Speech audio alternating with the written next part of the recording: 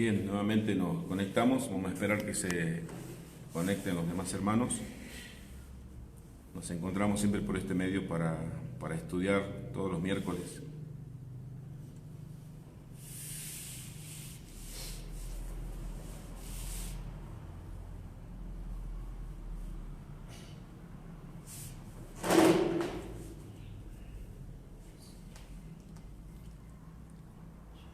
Ahí se conectó Mauro.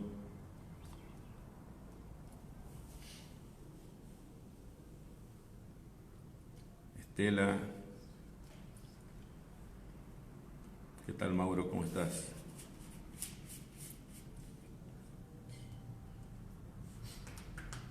Vanessa también se conectó. Bien, vamos a esperar unos minutos, unos segundos más, así se conectan. Cortamos la otra transmisión para que ya se les pasó el enlace para que podamos entender. ¿Qué tal, Gustavo? Bien, lo que vamos a estudiar en esta noche, en este tiempo, vamos a continuar en realidad estudiando la semana pasada. Estuvimos viendo la doctrina del pacto, la teología del pacto, y hoy vamos a ver el pacto de gracia. La semana pasada estuvimos viendo de forma general los tres pactos más importantes o principales según la teología reformada. Si algo tiene en común la teología reformada entre los presbiterianos y bautistas es justamente la doctrina del pacto, la teología pactual. Los tres pactos importantes en la doctrina, en la teología reformada, es el pacto de obras, aquel pacto que Dios hizo con Adán. Eso lo vimos la semana pasada en forma general, voy a hacer un repaso nuevamente.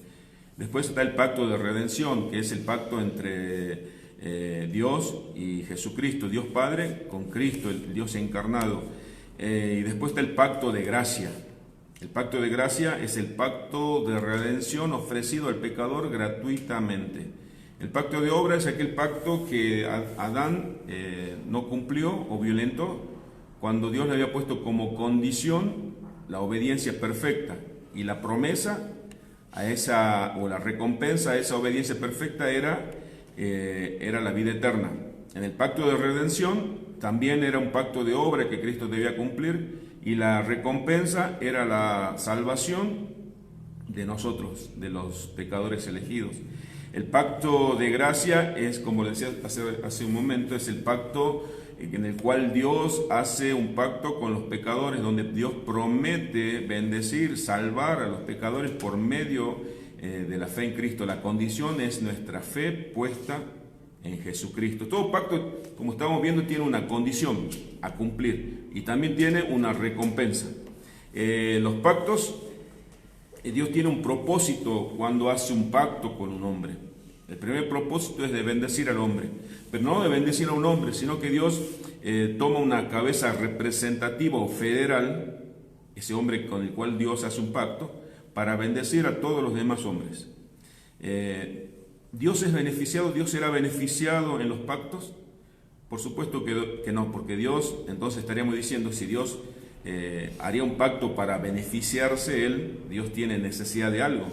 Y en Hechos 17:25 dice que Dios ni se deja servir por manos humanas como si necesitara algo. Por el contrario, Dios, Él es quien da a todos la vida, el aliento y todas las cosas. En los pactos es el plan de Dios para bendecir al hombre.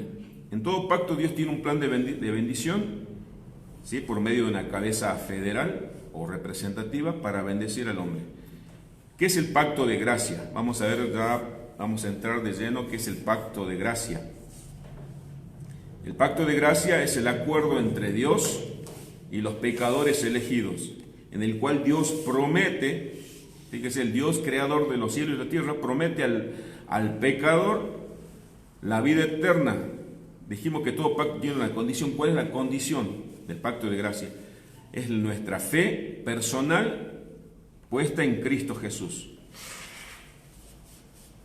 Cuando compartimos el Evangelio, cuando nosotros vamos a predicar el Evangelio, estamos exponiendo el pacto de gracia Estamos presentando a los pecadores el pacto de gracia, y estos son llamados a la fe y al arrepentimiento para que sean partícipes de la salvación en Cristo. Cuando nosotros vamos a predicar el Evangelio, lo que estamos haciendo es presentándole el pacto de gracia. En otras palabras, podemos decir que le estamos diciendo a los pecadores que pacten con Dios. Esto nos suena raro porque de tanto escuchar esa falsa enseñanza o doctrina del Evangelio de la prosperidad, cuando decía que el hombre puede pactar con Dios, acá es Dios pactando con el pecador y el pecador aceptando ese pacto de gracia que tiene como recompensa la salvación eterna, la bendición. ¿Y cuál es la condición para ese pacto de gracia? Es la fe puesta en Jesucristo. Esa es la invitación del pacto de gracia, es un acuerdo, es un trato, es la promesa de Dios, prometiendo al pecador bendecirlo, primeramente salvarlo, bendecirlo, justificarlo. Es Dios diciéndole al pecador, hace tal cosa, crees en Jesucristo y yo te prometo bendecirte, te prometo salvarte. Tenemos una promesa y una condición, como en todo pacto, ya que Dios es quien realiza este llamado por medio de nosotros, a través del Evangelio. Es Dios quien está concertando este pacto con los pecadores. ¿Dónde podemos verlo esto claramente? En 2 de Corintios, en el capítulo 5, 2 de Corintios, capítulo 5, versículo 20. Mientras ustedes lo buscan este pasaje en la Escritura, yo quiero comentarles algo. La doctrina del pacto es la doctrina más importante dentro de la teología reformada. Si en algo, como le decía hace un momento, podemos coincidir entre los de la Iglesia reformada, es la doctrina, la teología pactual. La iglesia que no son reformadas, que no son bíblicas, no aceptan o no enseñan o no conocen la doctrina del pacto. Según de Corintios 5:20 dice, así que somos embajadores en nombre de Cristo, como si Dios rogase por medio de nosotros, os rogamos en nombre de Cristo, reconciliaos con Dios. Nosotros cuando presentamos el Evangelio somos como embajadores en nombre de Cristo, como si Dios rogase, fíjese, el Creador pidiéndole al pecador que acepte. Por medio de nosotros, os rogamos en nombre de Dios, reconciliaos con Dios. ¿Y cuáles son las bases bíblicas de este pacto de gracia? En realidad podríamos decir que la base bíblica es toda la Biblia, ya que la idea de Dios ofreciendo la salvación bajo la condición de fe en su Hijo ha estado ahí desde los primeros capítulos en la Biblia. Sin embargo, si buscamos algunos versículos para tener como sustento bíblico el pacto de la gracia, es Dios ofreciéndole al pecador ser redimido por gracia. Podemos citar en el Nuevo Testamento uno de los más conocidos de los pasajes, es Juan 3:16, que todo cristiano debe conocer, porque de tal manera amó Dios al mundo, dice, que ha dado a su Hijo unigénito para que todo aquel que en Él cree no se pierda, mas tenga vida eterna. Marcos 16:16, otro pasaje en la Escritura, el que creyere y fuere bautizado será salvo, mas el que no creyere será condenado. Acá vemos muy claramente la condición, creer, la recompensa, la vida eterna, la salvación. Dios ofreciéndole al pecador, si crees, te regalo la vida eterna. Yo prometo salvarte, yo prometo sacarte de la maldición y ponerte en bendición. ¿Qué tengo que hacer? Dice el pecador. Creer en mi Hijo, dice Dios. En todos estos textos es sumamente claro que Dios está ofreciendo a los pecadores la salvación bajo la condición de la fe puesta en Cristo. ¿Sí? Por eso es el pacto de gracia. Un pacto siempre tiene una condición y una recompensa. Eso es el pacto de gracia. Ese es el acuerdo, y este acuerdo verdaderamente se encuentra en casi toda la Biblia. ¿Cuál es el lugar que Cristo ocupa en el pacto de gracia?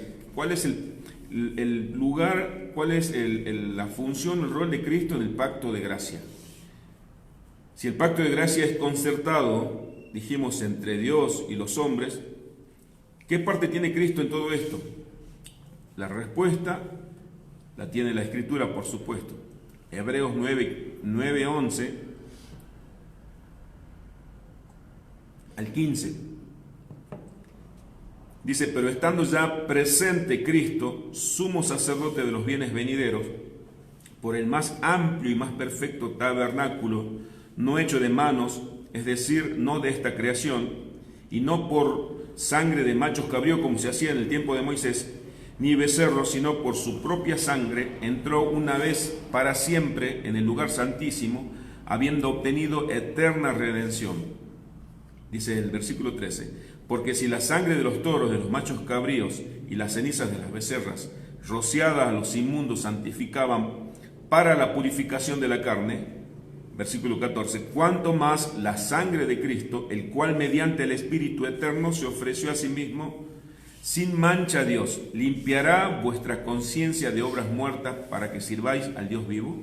Versículo 15, acá está la respuesta.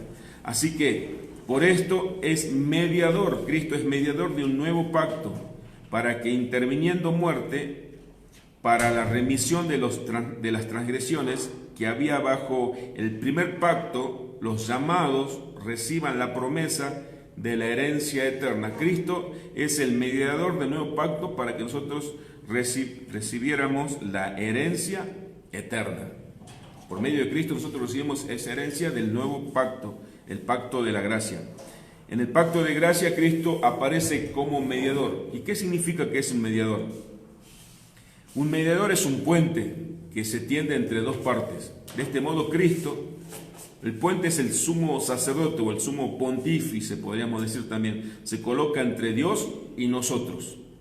Cristo es el único camino para llegar a Dios, en dos sentidos diferentes y complementarios. Cristo, en el pacto de gracia, Cristo aparece como fiador, sí, pero no como fiador del pacto de gracia, sino como el fiador del pacto de obra. ¿Y por qué fiador? Porque el fiador es quien paga la deuda. ¿Y qué deuda teníamos nosotros? La deuda, esa deuda que teníamos con el pacto de obras, pues en Adán todos nosotros violamos ese pacto. Así como dijimos que Dios hace pacto con una persona, con un hombre, en representación de muchos, Adán nos representó a nosotros en el Edén cuando Dios pactó con él, y Adán violentó ese pacto al desobedecer a Dios, y todos nosotros, toda la raza humana, se convirtió en deudora, ¿sí?, por ese pecado de Adán. Cristo es el fiador. Él vino a saldar, a pagar esa deuda que nos dejó nuestro padre Adán. Para saldar esta deuda, las maldiciones de dicho pacto debían caer sobre cada uno de nosotros. Toda persona que está sin Cristo está bajo maldición, pero alguien puede decir, pues yo no hice nada. Recordemos de la cabeza representativa o la cabeza federal. Adán pecó, por lo tanto todos los hombres, toda la raza humana estaba bajo maldición. Gálatas capítulo 3, versículo 13, le voy a dar tiempo que busque. Gálatas capítulo 3, versículo 13.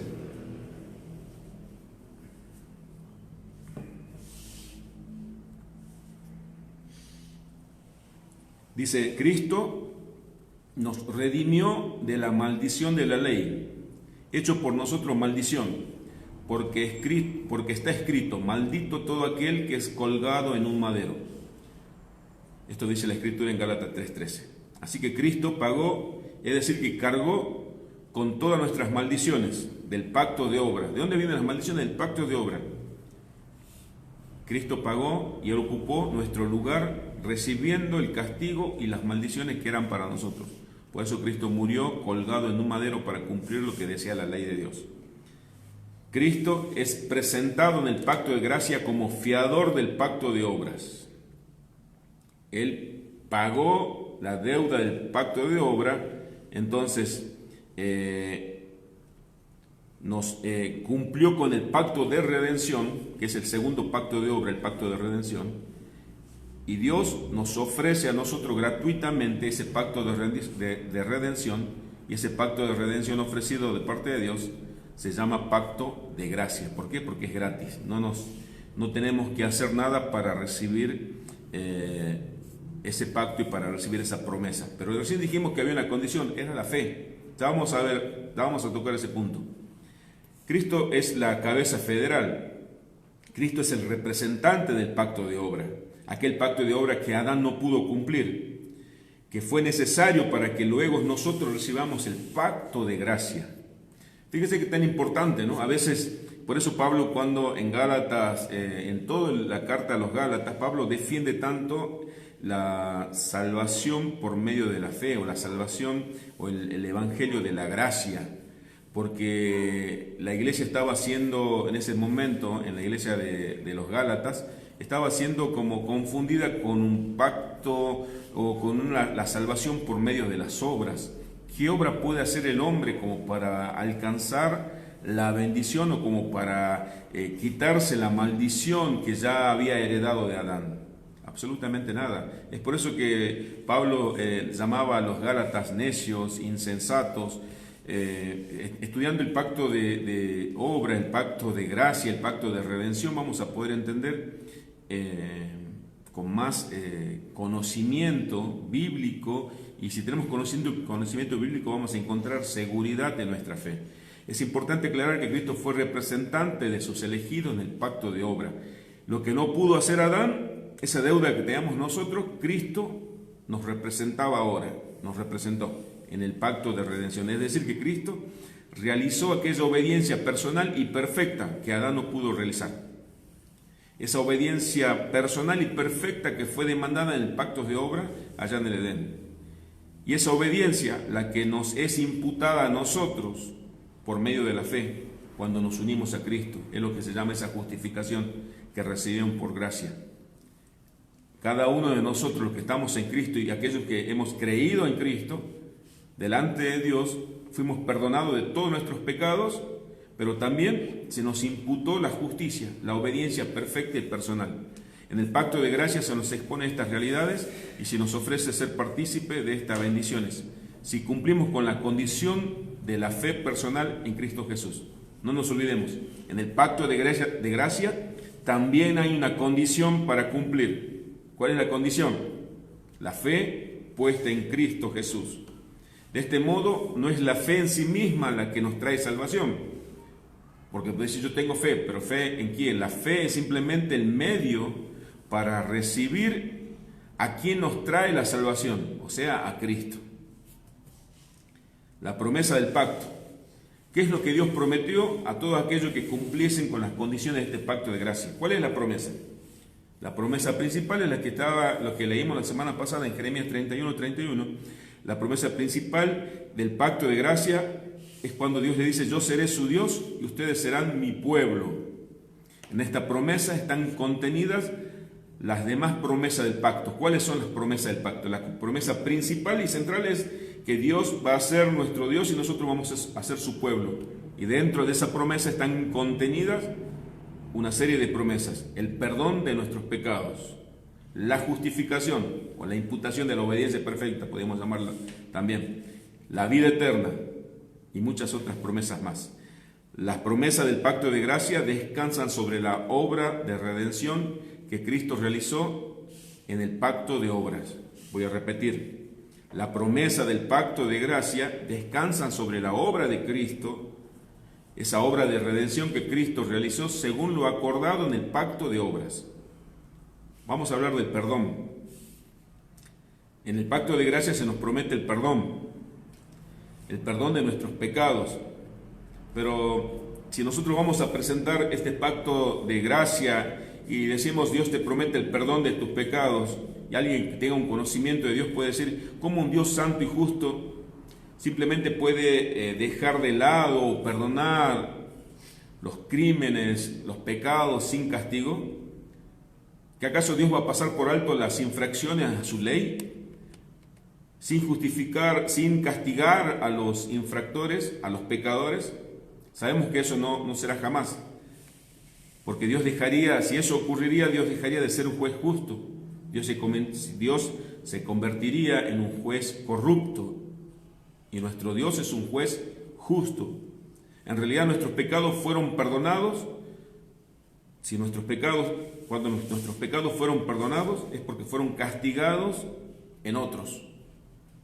El castigo de nuestros pecados fue sobre otra persona, sobre la persona de Jesucristo. Es por eso que Dios nos pudo perdonar a nosotros. La razón por la que Dios puede prometer perdonar pecados sin renunciar a su justicia es que Dios no dejó a nuestros pecados sin castigo. Él lo castigó, pero en su propio Hijo. La promesa del perdón de nuestros pecados descansan en el sacrificio de Cristo y en el cumplimiento de las condiciones que el Padre colocó sobre el Hijo en el pacto de redención. Hablemos brevemente de la justificación, de otro beneficio del pacto de obra. Adán pecó, comió del fruto, violó el pacto, desobedeció a Dios, y en él todos nosotros fuimos declarados legalmente como culpables a la violación de dicho pacto. Es como si usted y yo hubiésemos violado aquel pacto en el Edén. ¿Por qué? Porque Adán nos representaba. Quizás a algunos esto le puede parecer injusto, pero Dios es quien determina las reglas. Dios hace un pacto con una cabeza federal o representativa, en este caso fue Adán. Nosotros heredamos esa maldición y ese pecado. Decíamos que fuimos declarados legalmente culpables de haber sido infractores o violentamos el pacto, ¿sí? Antes que nosotros seguramente, obviamente, hubiéramos cometido algún bien o algún mal. Pero del pacto de gracia se nos promete la declaración legal de haber cumplido. Ahí sí, esa sí es una buena noticia. En el pacto de gracia se nos promete la declaración legal de haber cumplido con la condición del pacto de obra, como si nosotros hubiésemos obedecido perfectamente en todo lo que Dios demandó. Porque Cristo, ¿cómo ocurrió esto? Porque Cristo cumplió con la condición del pacto de obra. Él obedeció, Él se hizo obediente hasta la muerte y la muerte de cruz, dice Filipenses 2:8. Y con su justicia nosotros podemos ser justificados, como dice Romanos 5:1. Justificados pues por la fe, estamos en paz para con Dios por medio de Jesucristo. La condición del pacto, ¿qué demandó Dios del pacto de obras? Recuerda que decía, del pacto de gracia, recuerdan ustedes que yo les decía que todo pacto tiene una condición. ¿Cuál es la condición o cuál es la demanda en el pacto de gracia? ¿Cuál es la demanda? ¿Cuál es la condición que Dios pone? La recompensa es la vida eterna, la recompensa es la salvación, es la bendición. La condición es la fe puesta en Cristo Jesús, decíamos. Esa es la condición. Sobre este punto vale la pena hacer varias aclaraciones, porque si la fe fuera algo que nosotros es propia de nosotros, entonces sería la salvación por obras, porque yo al creer ya obré en fe. Pero entendemos lo que dice la Biblia, que la fe se nos demanda en el pacto, en la fe es necesaria para alcanzar las promesas del pacto de gracia. Yo quiero que no lleguen a confundirse con tantas palabras de pactos. Se pide que creamos en Cristo, pero en ningún momento debemos pensar que podemos cumplir con esta condición por nuestras propias fuerzas. El hombre no tiene la capacidad de creer. Si fuera así, entonces la salvación no sería una salvación por gracia, sino por obras, porque al creer estaríamos obrando en fe. La fe, dice la Escritura, es un don de Dios, es un regalo de Dios, es algo que Dios nos regala a nosotros, algo totalmente sobrenatural, algo que no está en nuestra naturaleza.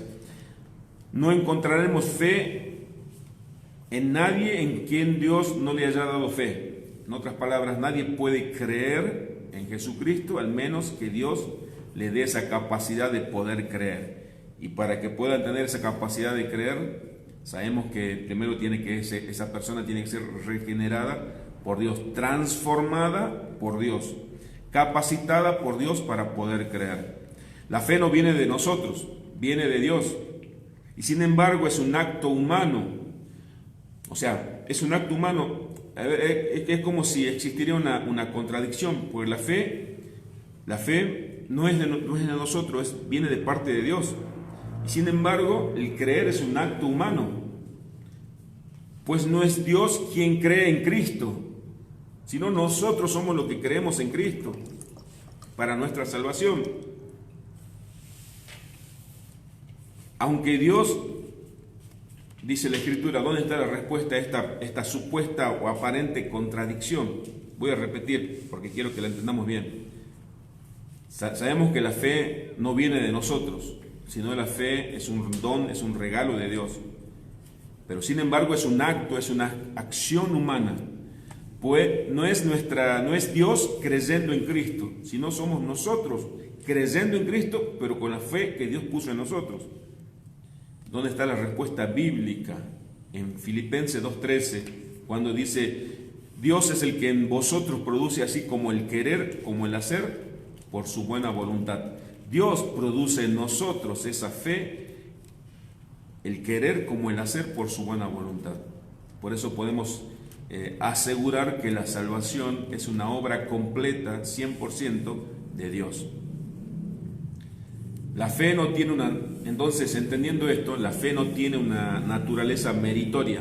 No es un mérito que el hombre haya logrado para alcanzar la salvación, ya que la fe no viene de nosotros, no puede ser contada como un mérito. Es decir, que la fe, a pesar de ser una condición necesaria para alcanzar la promesa del pacto de gracia, no es meritoria, porque viene de parte de Dios. No es un mérito del hombre. El pacto de gracia no es un mérito, sino un medio. La fe no nos hace merecer las promesas del pacto de gracia, pero sí nos hace alcanzarla. Voy a repetir y voy a leerle bien la definición. La fe no es un mérito, sino un medio. La fe no nos hace merecer las promesas del pacto de gracia. La fe no nos hace merecer el pacto de gracia, porque si fuera así ya no sería de gracia, sino sería de obras. De gracia porque es gratuito, es un regalo. La fe lo que nos hace es alcanzar las promesas o alcanzar aquel pacto de gracia. La fe en el pacto de gracia no reemplaza la obediencia del pacto de obras. En el pacto de obras se demandaba una obediencia personal y perfecta para adquirir la promesa de la vida eterna. Y ahora simplemente se demanda tener fe. En el pacto de obra tenía que tener el hombre obedecer. Adán debía obedecerle a Dios de forma perfecta. En el pacto de obra, en el pacto de redención, Cristo le obedeció a Dios Padre, con una obediencia perfecta. En el pacto de gracia no nos demanda una obediencia, sino nos demanda fe. Pero no es que se haya reemplazado la obediencia, sino que la obediencia la cumplió a la perfección Jesucristo. Es que la exigencia de Dios ha cambiado, por supuesto que no ha cambiado, sino que Dios hizo que nosotros, creyendo que Cristo ocupó nuestro lugar y que Él era nuestra cabeza representativa, entonces nosotros, todos aquellos creyentes que creyeron en Cristo, valga la redundancia, recibieron la obediencia perfecta. Es un regalo. La obediencia es un regalo dado por Dios a los creyentes. La fe que se nos demandaba en el pacto de gracia no es un reemplazo a la obediencia personal y perfecta, sino que la fe es un medio para recibir la obediencia personal. La fe fue un medio para recibir la obediencia personal y perfecta de Cristo, que es la justificación. Lo que decía Romanos 5:1 al comienzo. Justificado pues por la fe, estamos justificados, recibimos la obediencia de Cristo por medio de la fe. Entonces estamos en paz para con Dios por medio de Cristo. Toda persona que haya sido salva lo ha sido por obras, pero no por las obras suyas, sino por las obras de Cristo. Jesucristo, Él cumplió con todas las demandas en el segundo pacto de obras, podríamos llamarlo el pacto de redención. Todas las demandas de Dios, Cristo las cumplió a la perfección. Todo lo que la ley demandaba, Cristo lo cumplió a la perfección.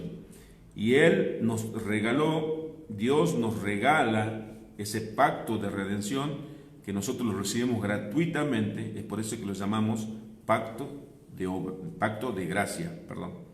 La fe siempre viene con el arrepentimiento, la fe siempre viene con frutos, con evidencias, que realmente nosotros recibimos ese regalo de la fe para creer que Jesucristo ocupó nuestro lugar de castigo, Él cargando con todas nuestras maldiciones. Al que no cometió pecado, dice 2 Corintios 5:21, Dios lo hizo pecado para que nosotros fuésemos hechos justicia de Dios.